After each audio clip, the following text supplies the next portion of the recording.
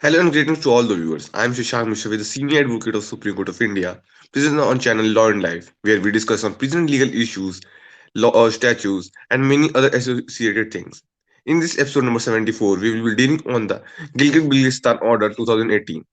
So on this issue, my first question is, subject of today's discourse is that Gilgit-Baltistan Order 2018, which was first promulgated by the government of Pakistan in 2018.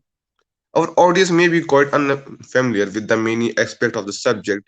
Kindly tell our audience about the geographical location of Gilgit Baltistan. Give some historical background before coming to its significance. Yes, Shashank, that's exactly what I'm going to do. Uh, the object of this particular episode is only to spark some interest in the audience about this subject. India as a country should know what's going on Yes, sir. around around us, uh, particularly because a lot of human rights violations happen, every day in Pakistan. Someone is abducted, girls are abducted, they are forcibly converted, and Yes, sir. we have covered that. So uh, let us start with the geography of Baltistan. Huh? So Gilgit Baltistan lies roughly in the north of our union territories of Jammu and Kashmir and Ladakh. It is a huge area of 72,971 square kilometers. That is equal to 28,174 square miles. Huge area with a population of 12.5 lakhs as in 2013. See, it formed the integral part of the state of Jammu and Kashmir, which was a princely state, a constitutional entity, which lawfully acceded to the dominion of India according to uh, the provisions of the India Independence Act uh, that was enacted by the British Parliament. The state of Jammu and Kashmir, which acceded to India, consists of several areas like Aksai Chin, which the Chinese occupied thanks to the perception of our then Prime Minister, who said that not a blade of grass grows there. See, sovereignty is not about something grows there or not grows there. Yes, sir. Sovereignty is about exercising your sovereignty, no matter the state of that land, the condition of that land. That is what all sovereignty is about. Just because nothing grows there doesn't mean that you do not exercise. And Of but course, sir. but let me not dwell on that for a long time. Uh, I was telling you about the Aksai Chin. So Gilgit Baltistan borders, Pakistan in the west, Afghanistan towards the northwest, China in northeast, and the so-called Azad Kashmir towards the west. So it's a very strategic area for us, for having access to Central Asian countries through Afghanistan. This has great importance, and Yes, sir. it's a very beautiful part of the world. I think one of the most beautiful parts of the world with so many lakes and mountains. In fact, Cave 2, the second highest peak in the world, Yes, sir. also lies there. And it's rich in history, and we have had centuries of connection with what is now called Gilgit Baltistan. So let us know the history as to how India lost such a valuable part of our country. So the let's not go deep into the history. Let Yes, us sir. just starting from, let us say, Second World War. So in this wake of Second World War, the British government had taken the entire Gilgit Baltistan area, then called Gilgit Agency, from the state of Jammu and Kashmir on lease for a period. For a period, I don't know whether it was 50 years or 60 years. So there used to be a Subedar there, Subedar is like, is Urdu word for governor. So, Yes, sir. state of Jammu and Kashmir, governor was there, and the British government had stationed a special force called Gilgit Scouts, which consisted of local people, but uh, they were, under British officers, not Indian officers. So the British officers uh, commanded the Gilgit Scouts. So they were garrisoned there, and they were under direct control of English officers. So at that stage, the British Parliament passed the India Independence Act 1947, which created two dominions in what was formerly British India. So India and Pakistan came into existence with effect from 15th of August 1947. In the wake of these constitutional changes, the British paramountcy over the native states ceased, and they were free to join either of the two dominions or remain free. Yes, sir. So, here is the catch. The British officers of the Gilgit Scouts were directly under the charge of the British officers of the newly formed uh, government of Pakistan. So, this is the catch. And at that stage, the Viceroy Lord Louis Mountbatten also terminated the lease of Gilgit Agency area. So the Maharaja's government was not yet fully aware of all what was happening in that area. All these came very suddenly, and Yes, sir. as history knows, Maharaja of Jammu and Kashmir was still vacillating as to whether to remain free or join one of the two dominions. So at this stage, what happened? It's a well-known historical fact that on 22nd of October 1947, the government of Pakistan had trained and armed the tribals of Northwest Frontier Province, and the irregulars and also remnants of retired officers and men. So they just let loose, these tribal trained and armed by the uh, Pakistan into the state of Jammu and Kashmir, and what havoc they created is well known in history. So that forced, the Maharaja to accede the dominion of India. After such accession, what happened is that on 1st of November 1947, the British officer in charge of Gilgit Scouts, he was called Major William Brown, Yes, on the sir. direction of the British officers of Pakistani army, engineered a mutiny, and Maharaja's governor, Brigadier Ghansara Singh, was arrested and detained. So Pakistan government was waiting, and it was already alerted by Major Brown. So it sent its force, which occupied Gilgit Baltistan. So this is the way in which they have occupied Gilgit Baltistan, and ever since then, the uh, this particular area has been put directly under the charge of what is called Ministry of Kashmir Affairs in Pakistan. Yes, sir. So this is the uh, in the meanwhile, our army was liberating the areas which were occupied by those tribals, and it was still in the process. We were having an upper hand when uh, we went to United Nations on 1st of January 1948. And after some deliberations, ceasefire was agreed to by the government of India, and Mm-hmm. our army thereafter could not take back those areas, in Gilgit Baltistan from Pakistan.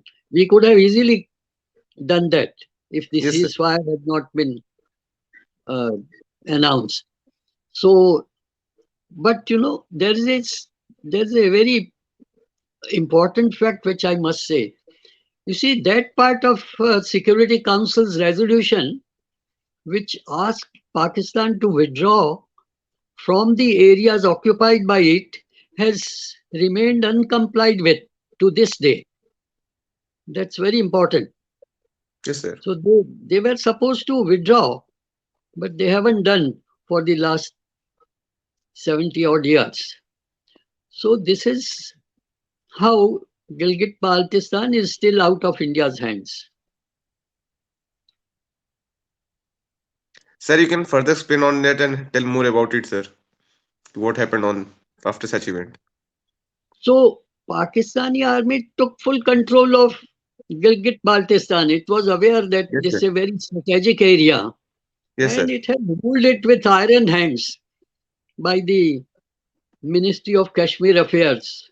It was called, variously as Northern Areas or FATA, that is Federal Administrated Territory. And all the dreaded laws which existed in Northwest Frontier Province were extended to Gilgit Baltistan. Uh, then, from 1969 onwards, a number of frameworks were tried. So Yes, sir.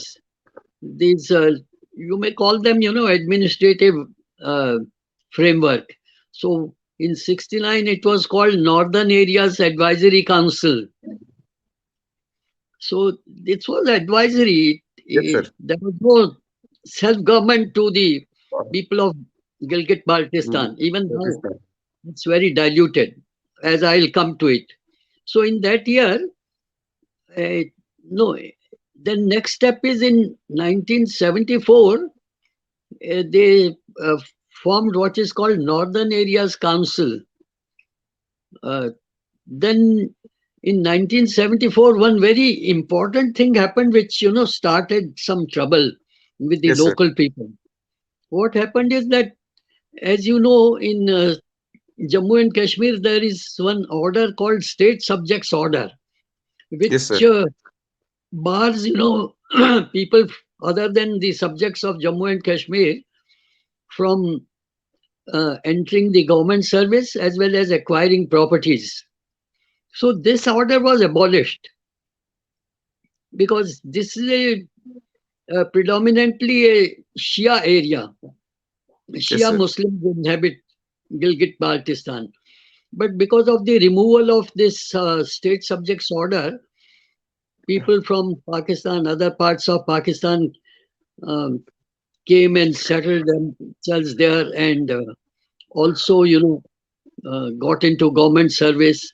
And so this proved to be very unpopular Yes, sir. and large scale ethnic changes happened. And Shia majority Gilgit Baltistan was converted into a now a Sunni dominated area. So this process was accentuated during the rule of General Ziaul Haq, and it led to ethnic clashes and progressively sporadic anti-Pakistani unrest, which is still continuing. In 1988, a very large number of, I mean, at least hundreds, if not thousands, of people of Gilgit Baltistan were massacred. It Yes, was a sir. very ugly incident. It was supported by Osama bin Laden and the British generals Ziaul Haq, Parvez Musharraf, Mirza Aslam Beg. All these people supported it. So in 1994, the Pakistan's Ministry of Kashmir Affairs conceptualized a legal framework order to act as some kind of constitution of that area. Yes, sir. So this led to me ask how did Gilgit Baltistan come to be separated from the so-called Azad Kashmir? So this is a very interesting question. Yes, sir. See, successive governments of Pakistan have put forth the myth of some Karachi agreement between the governments of Pakistan and the so-called Azad Kashmir, that is POK, Pakistan Occupied Kashmir, to justify the Karachi agreement as the basis of separation. But in fact, they were this was more to exercise a very tight control over that strategic area. Yes, sir. And it's a huge area with great resources and strategic. So, uh, so that's why they were keeping Gilgit Baltistan under wraps. Actually, the first president of so-called Azad Kashmir disowned his signature on the Karachi Agreement. But uh, that's the starting point. So, Karachi Agreement, envisages the separation of Gilgit Baltistan from Azad Kashmir. And this agreement is unpopular both in Azad Kashmir as well as Baltistan. Yes, Because sir. mm, you see, under their whatever constitutional framework they have to take an oath of allegiance to Pakistan uh, in order to stand for whatever, in order to occupy Demanded. Yes, sir. Yes, sir. a public office, you have Yes, to sir. swear allegiance to Pakistan. Yeah. So when he disowned his signature, that is president of Azad Kashmir, who is supposed to have signed that agreement, when he disowned, then it was a very embarrassing situation for Pakistan. But they have their own methods. So Yes, sir. one writ, some constitutional petition, as writ petitions are called in Pakistan. So one constitutional petition was filed called Al Jihad Foundation versus Federation of Pakistan. So you see that legitimized, because they didn't go into the question whether there was signature or not. They just Yes, said sir. Yes, sir. there is an agreement.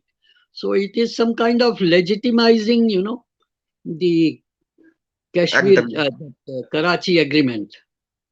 And it also gave a handle, for creating, because uh, by its judgment dated 28 May Right. 99. 1999, the Pakistan Supreme Court, they directed that human rights, etc., should be Yes, sir. protected in that part of in Gilgit Baltistan. Yes, sir.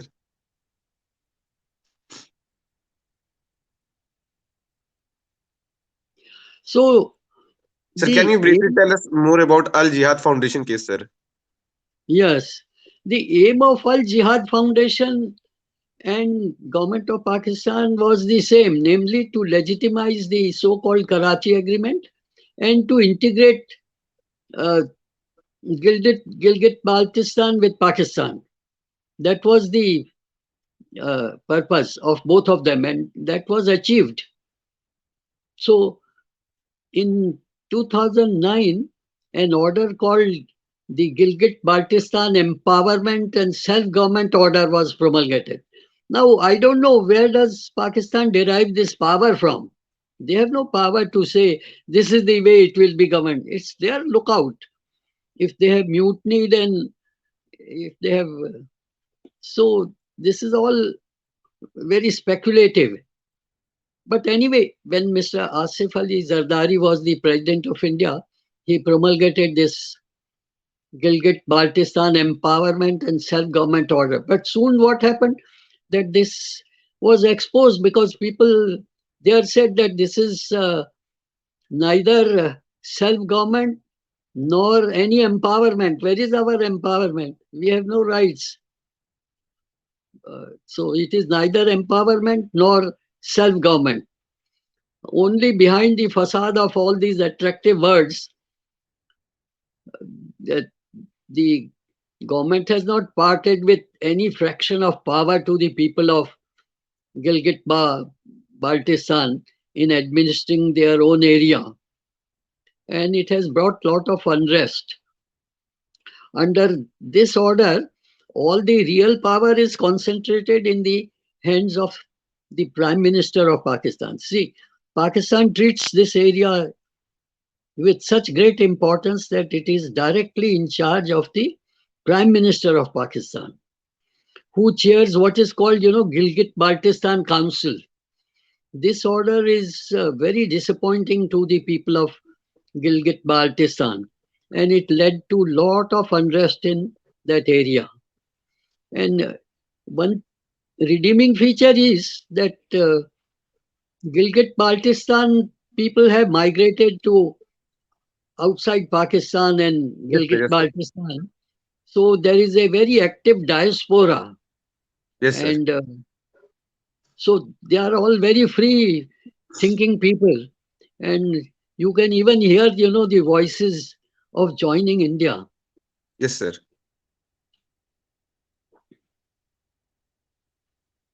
Sir, what about the Gilgit-Baltistan Order of 2018?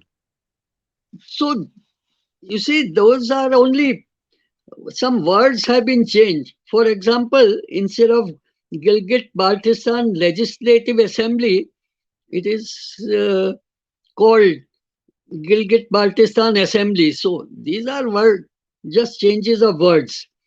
Uh, it has no power to legislate, for example. It can legislate on very few subjects mm, like minerals, hydropower, tourism.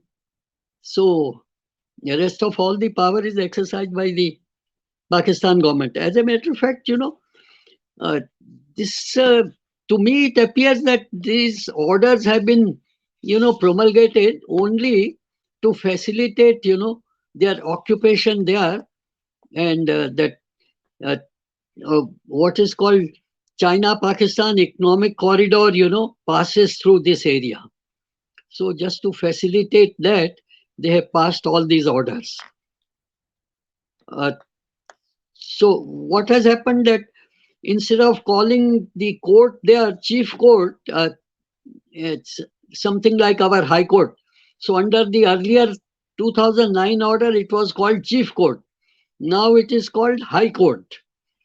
And in the same way, so actual real power, so much so that uh, the what is called Gilgit Baltistan Appeal Court, Supreme Appeal Court, that's how it is nomenclatured, Gilgit Baltistan Supreme Appeal Court.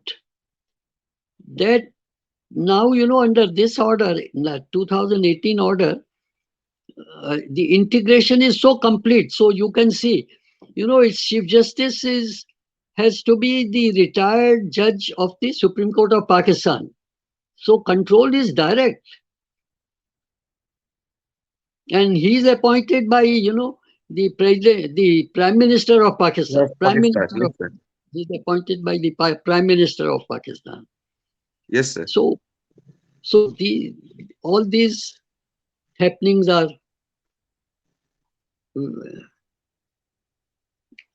they ought to have raised more concerns in India than it has. Yes, sir. We have to be more aware of all that is happening. That's our territory. Yes, They have see, constitutionally he has exceeded. That's not my law. It's not law made by Parliament of India. It's yes, by sir. Yes, law sir. made by. Of It course, is sir. in Of course, sir. accordance with law made by the British Parliament, India Independence Act. So with this video, some more people knowing about the topic of the Balochistan. And thank you, sir, informing all about it and Yeah. giving give description on that, sir. Yes. So we Thank you, should sir. know more and more about. Yes, sir. Yes, sir. With this video will content and more people will be going to know more about it, sir. Yes. Thank you, sir, for giving your time and all about it, sir. We will see you in the next video, sir. Thank you. Thank you, sir.